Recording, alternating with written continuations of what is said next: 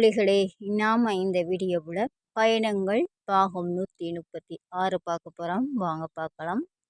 அவனை பார்த்தபடியே நடந்தவள் வழியில் நின்றிருந்த சுகனை கடந்து கபிலனை நோக்கி செல்லும் போதே கையிலிருந்த பையை நழுவவிட்டார். இருவருக்குமான இடைவெளி 4 அடி இருக்கும் பொழுது இரு கைகளையும் விரித்து வா என்பது போல் தலை அசைத்து இவள் அழைக்க, தாயை தேடி தாவிச் செல்லும் சேயை போல் ஊன்றுகோலை உதறிவிட்டு தாவி அவளிடம் சென்று விரித்த கைகளுக்குள் அடைக்கலமாக புகுந்தான் கபிலன். அடைக்கலம் என வந்தவனை அள்ளிக்கொள்வது போல் நெஞ்சோடு அணைத்து தோளோடு சாய்த்து கொண்டாள் கவினி. உடலும் மனமும் பெரிதும் காயப்பட்டிருந்தவன் ஒரு வார்த்தை பேசினான் இல்லை. முதுகு குலுங்குவதிலிருந்து அழுகிறான் என்பது மட்டும் புரிய இன்னும் அணைப்பை இறுக்கினாள். சற்று பொறுத்து மெதுவாக அவனை விலக்கி நிறுத்தி முகத்தை தனது கையில் தாங்கியவள், இனி நீங்க அழவே கூடாது கபிலன், அப்படி நான் விடமாட்டேன் என்றவளின் தாய் அன்பு இன்னொரு அபியாக கபிலனை மாற்றியது. இதோ பாருங்க, எதுக்காக இப்படி இருக்கிறீங்க, நீங்க யார் தெரியுமா என்று அவனிடமே கேட்டாள். நான் யார்? கவினியின் வார்த்தைகள் புரியவில்லை. அவளை குழப்பமாக பார்த்தான் கபிலன். வாங்க என்று அவனது கையை பிடித்து மெதுவாக நடக்க வைத்து தனது அப்பாவின் சமாதி அருகே வந்தவள், டேடி டாடி, யார் வந்திருக்காங்க பாருங்க டேடி எனும் போதே விழிகளில் கண்ணீர் தழும்பியது.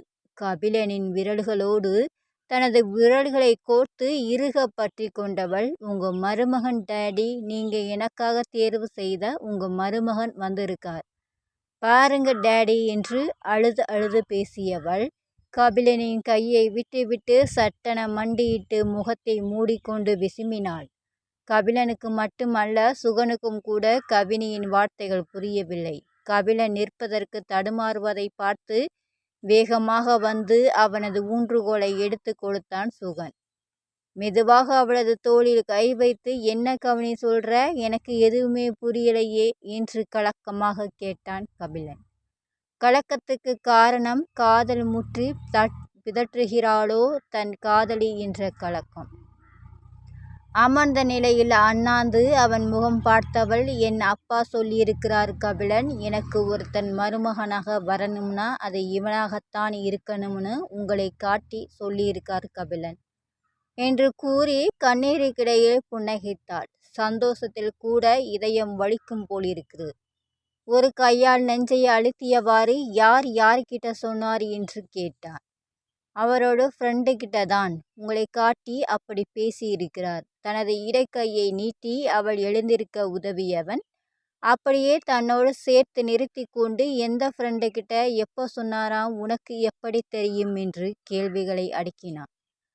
அவனை உற்று பார்த்து, யார்கிட்டையோ எப்போவோ எனக்கு எப்படியோ தெரியும், அதெல்லாம் உங்களுக்கு ஏன், ஆனா அப்பா சொன்னது நிஜம். நீங்க என்னோட அப்பா எனக்கு தேர்வு செய்த மாப்பிள்ளை கபிலன். கேட்டதும் நான் எப்படி அழுதேன் தெரியுமா என்று மீண்டும் கண்களில் நீரை நிறைத்தாள். அவசரமாக அவளது கண்களை துடைத்தவன் தனது நெஞ்சோடு அணைத்து, இந்த வார்த்தைகளுக்காக நன்றி கவினி, கொஞ்சம் கொஞ்சமா செத்துக்கிட்டு இருந்தவனுக்கு நீ உயிர் கொடுத்திருக்க கவினி என்றவனின் குரலில் வேதனையும் கண்ணீரும் சமமாக.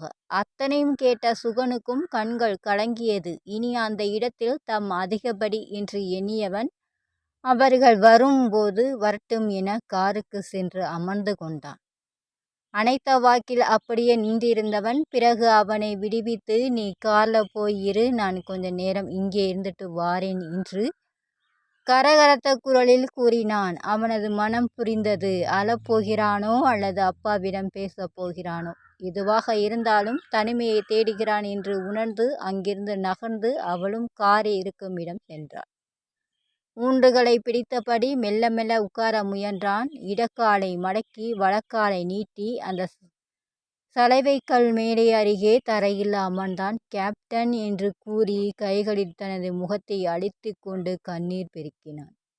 கவினி எனக்கு கிடைச்சது வரம் கேப்டன், அந்த வரம் எனக்குத்தான் என்று நியமித்தது நீங்க தான் என்று தெரிஞ்சுக்கிட்டேன்.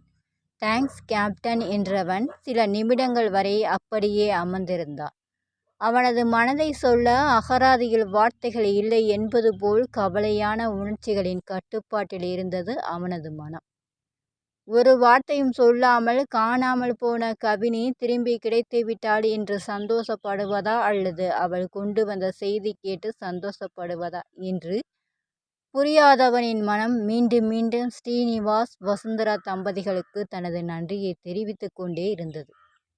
மெதுவாக எழுந்து வேண்டுகோள் உதவியோடு நடந்து வந்தவனை வழியிலேயே வந்து தாங்கி பிடித்து அழைத்துச் சென்றாள் கவினி.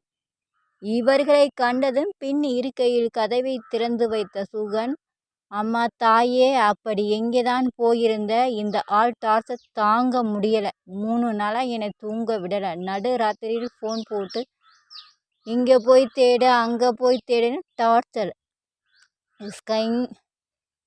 ஸ்கைவிங்ஸ் வேலையை ரிசைன் பண்ணிட்டு ஓடி போயிடலாம் போல் ஆயிடுச்சு என்று புலம்பினாலும் அவன் முகத்திலும் சந்தோஷத்தின் சாயல் தொடரும். உங்களுக்கு இந்த வீடியோ பிடிச்சிருந்தா லைக் பண்ணுங்கள், ஷேர் பண்ணுங்கள், சப்ஸ்கிரைப் பண்ணுங்கள். தேங்க்ஸ் ஃபார் வாட்சிங்.